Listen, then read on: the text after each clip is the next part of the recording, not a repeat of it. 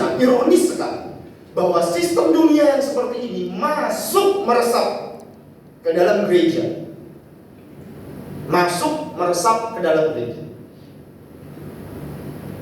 Sudah diingatkan dulu oleh Rasul Yakobus.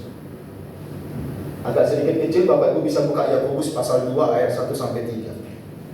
Ya. Yakobus 2 ayat 1 sampai 3. Saya bacakan.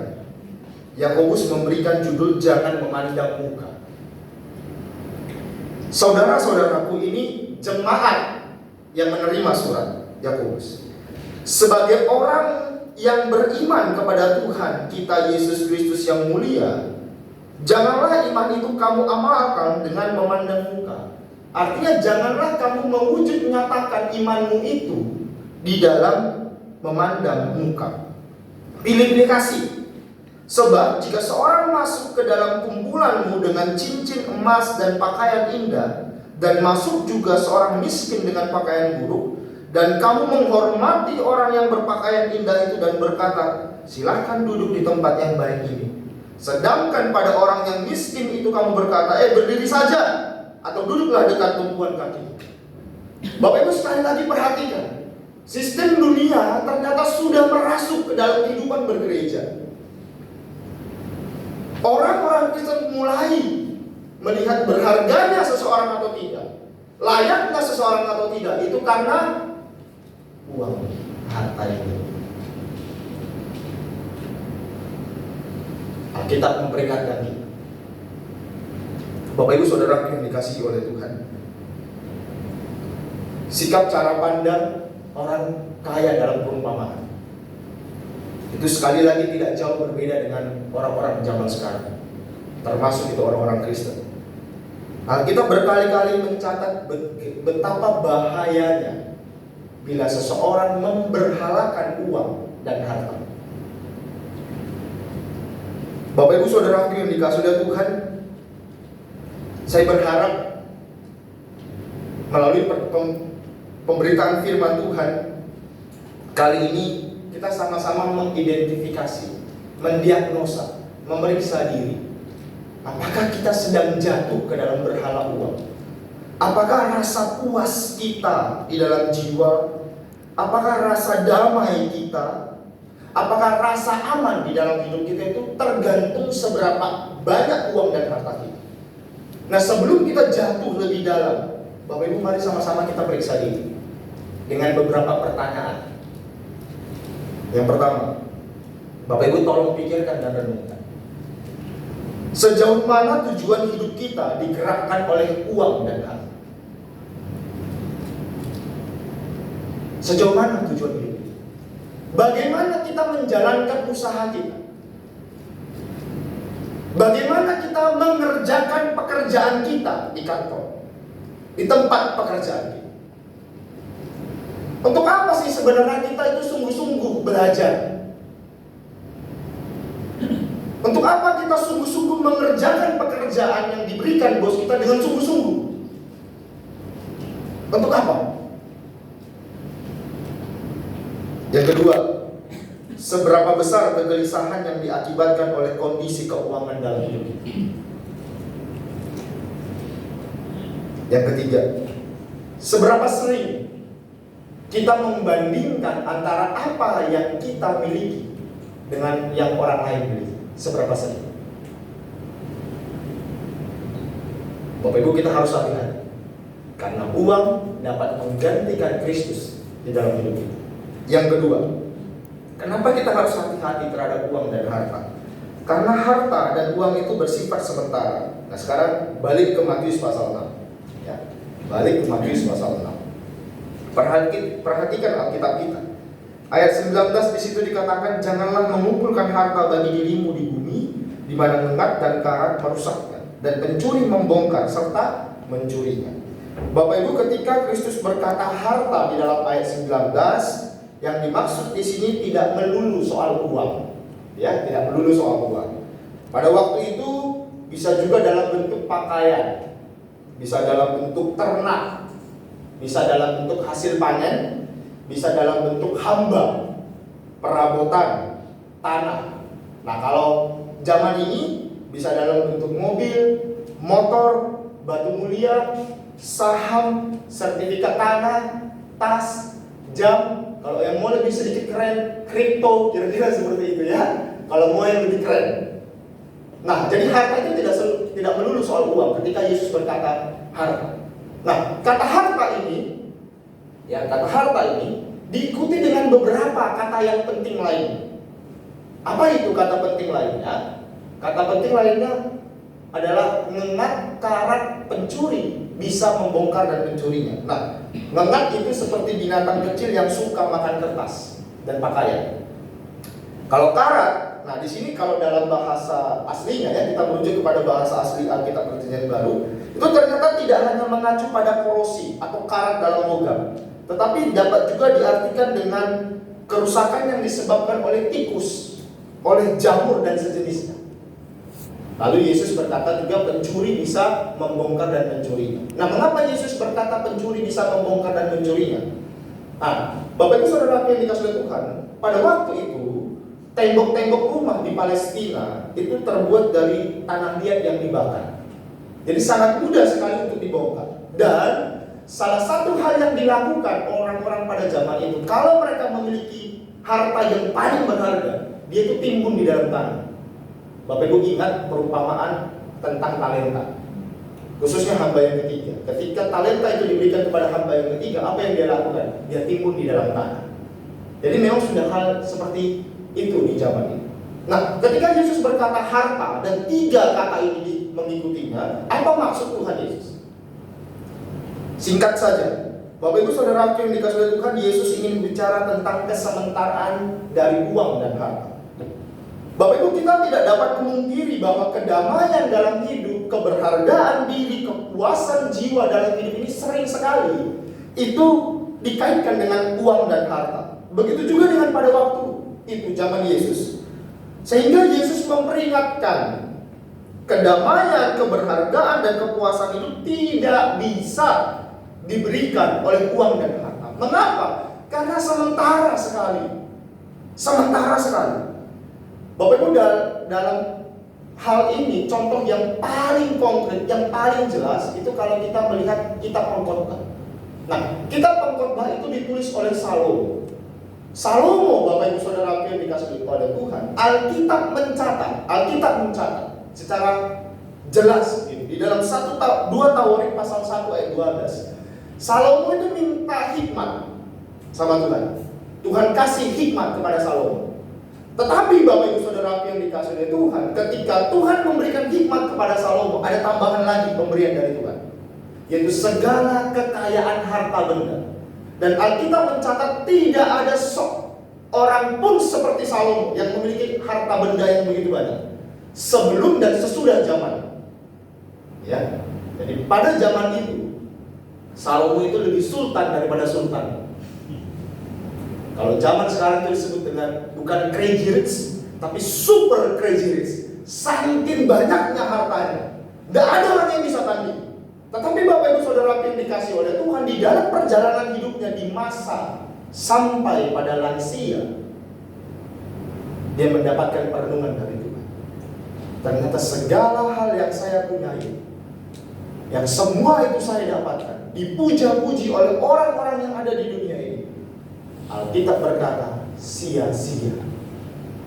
Lalu kalau begitu, Salomo, kita bertanya, kalau semua hal yang kamu capai ini dan kamu dapatkan ini sia-sia, lalu kalau begitu pencapaian apa yang paling penting dalam hidup ini? Entah itu di zamanmu, di zaman sekarang maupun di zaman yang akan datang, pencapaian apa yang paling penting? Apa yang paling esensial, yang tidak bisa ditawar-menawar? Salomo berkata di pasal 12, ingatlah pencipta. Artinya Bapak Ibu Saudara yang dikasihi oleh Tuhan, Salomo itu sangat sadar sekali, sangat-sangat sadar sekali bahwa keberhargaan diri, kepuasan jiwa, kedamaian hidup yang sehat sejati itu hanya didapatkan di dalam Allah, tidak dengan yang lain. Dan Kristus menyatakan hal itu. Keberhargaan diri seseorang itu hanya kita dapatkan di dalam apa yang Kristus lakukan di kayu salib. Alkitab berkata 1 Petrus pasal 1 ayat 19 seperti ini. Sebab kamu tahu bahwa kamu telah ditebus dari cara hidupmu yang sia-sia, yang kamu warisi dari nenek moyangmu, itu bukan dengan barang yang fana, bukan pula dengan perak atau emas, melainkan dengan darah yang mahal, yaitu darah Kristus yang sama seperti darah anak domba yang tak bernoda dan tak bercacat. Yesus bilang kepuasan hidup sejati itu bergantung kepada kedaulatan Tuhan. Dia yang tahu terbaik apa yang di dalam hidup kita. Yesus bilang melalui firman-Nya, 2 Korintus pasal 12 ayat 7. Pada waktu itu Paulus minta sesuatu, tetapi Tuhan tidak menjawabnya.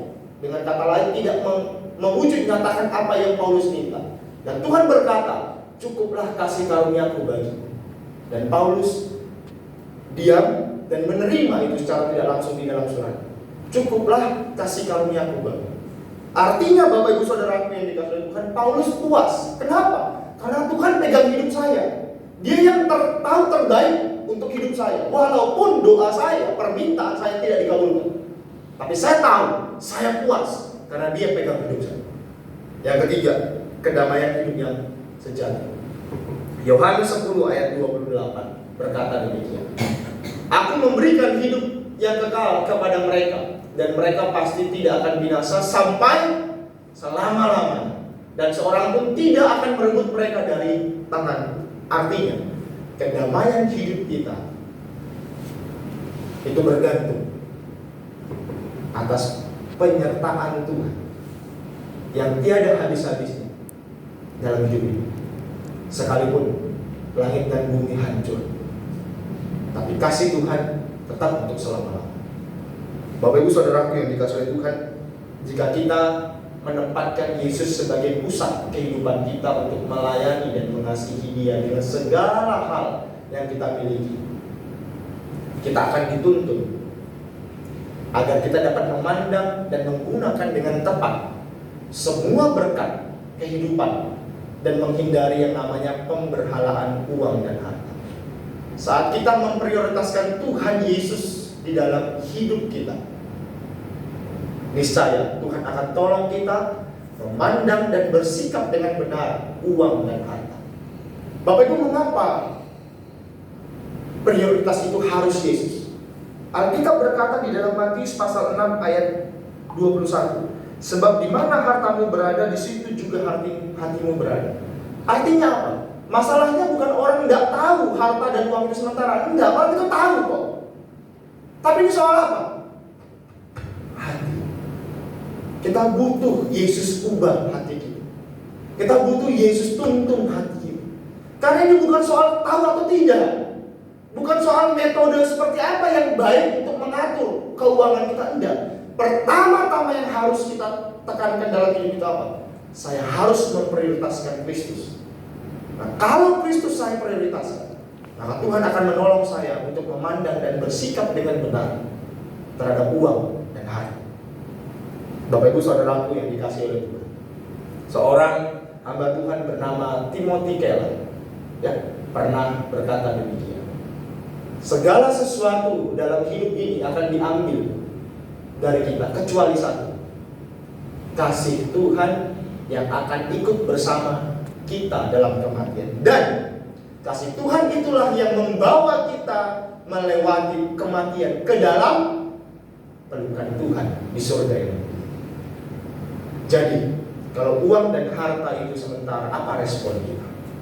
Bapak Ibu, mari kita menikmati hidup dengan penuh tanggung jawab sebagai pemberian dari Allah. Karena kita dapat menikmati hidup dengan segala apa yang Tuhan percayakan kepada kita. Itu adalah anugerah dari Tuhan. Kita bisa menikmati oseng-oseng, begitu ya, ditudung saji. Kita bisa menikmati kendaraan yang bisa dipakai saja sudah syukur, begitu ya. Nikmati hidup dengan penuh tanggung jawab. Karena saat kita bisa menikmati itu pun anugerah dari Tuhan. Bapak Ibu, yang kedua, kita tidak dapat memungkiri situasi sulit akhir-akhir ini. Pengusaha besar sampai pedagang kaki lima semua terkena imbasnya. Dan tentunya kesulitan seperti ini tidak menyenangkan. Tetapi keadaan seperti ini menolong kita, menjadikan kita orang-orang yang bersandar kepada Tuhan, bukan kepada uang dan harta. Situasi sulit menolong kita kembali mengoreksi hati kita, agar kita terlebih dahulu memprioritaskan bergantung kepada Tuhan. Karena hati-hati, biasanya dalam situasi-situasi sulit kita berada dalam persimpangan, berhala uang dan harta, atau bergantung sepenuhnya kepada Kristus dan mempercayakan semua ini. Yang ketiga, Bapak Ibu, kita mari belajar untuk puas dan mencukupkan diri atas apa yang sudah Tuhan berikan. Mengapa harus puas? Mengapa harus belajar mencukupkan diri dengan segala apa yang Tuhan percayakan? Nah ini dia. Karena Tuhan tidak pernah lalai memberikan takaran berkatnya kepada setiap anak-anak yang Dia kasih. Dia tidak pernah salah. Saat Dia memberikan rezeki kepada saya dan kepada Bapak Ibu, walaupun di secara manusiawi kok takarannya berbeda begitu, Tuhan tidak pernah salah. Belajar puas, belajar cukup, karena Tuhan tidak pernah salah memberikan takaran berkat bagi setiap orang-orang yang Dia kasih. Dan yang terakhir, Bapak Ibu Saudara yang dikasih oleh Tuhan, kita sebagai karyawan, kita sebagai pengusaha, kita sebagai penjual, apapun profesi pekerjaan kita, Bapak Ibu bekerjalah dengan jujur, bekerjalah dengan penuh tanggung jawab. Saya sangat mengerti, uang dan harta itu sangat menggiurkan, sehingga kita dengan rela melakukan segala cara untuk mencapai itu. Baru sekali lagi, bekerjalah, berusahalah dengan jujur dan penuh dengan tanggung jawab, tulus. Bapak Ibu, hari ini kita diingatkan kembali, kita harus berhati-hati dengan uang dan harta, karena itu semua sementara dan bisa mengesampingkan dan membutakan mata rohani kita. Mana yang prioritas dan mana yang tidak prioritas. Dan mari sama-sama kita belajar untuk menempatkan Kristus dalam hati kita, supaya kita dengan benar menyikapi dan memandang uang dan harta. Dan kiranya Tuhan menolong kita, orang-orang yang terbatas, orang-orang yang lemah. Tuhan menolong kita. Amin. Mari kita berdoa. Bapa, Engkau tahu kelemahan kami berkaitan dengan uang dan harta. Kami harus mengakui kami manusia yang lemah. Acap kali hati kami tergiur dan tertarik kepada uang dan harta, sehingga kami melupakan Tuhan, sehingga kami menghalalkan segala cara supaya uang dan harta itu ada. Sehingga sadar atau tidak sadar Tuhan, kami sudah menyembah berhala. Karena sumber kepuasan jiwa, sumber rasa aman, sumber keberhargaan diri kami gantungkan sepenuhnya kepada uang dan harta. Padahal Tuhan tidak menginginkan hal itu. Harusnya semuanya itu kami dapatkan dan kami kejar dalam Kristus. Tuhan, kami mengakui keberdosaan kami. Kami mengakui kelemahan kami. Tuhan, kami hanya membutuhkan belas kasihan.